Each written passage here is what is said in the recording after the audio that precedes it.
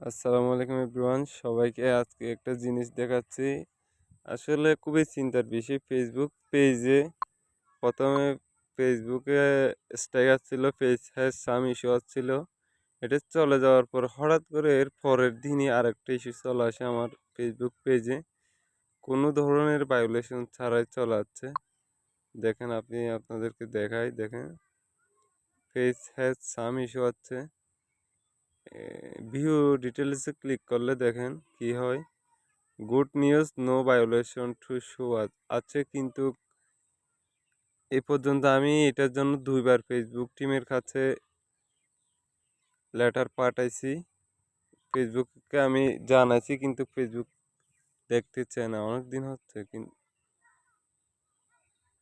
বুঝলাম না বিষয়টা। অবশ্যই যদি কেউ জানেন বা জানা থাকে কমেন্টে জানাবেন। কোনো ধরনের অ্যালার্ম নাই, ভায়োলেশন নাই, তাও কেন আমাকে স্টেক যাচ্ছে না।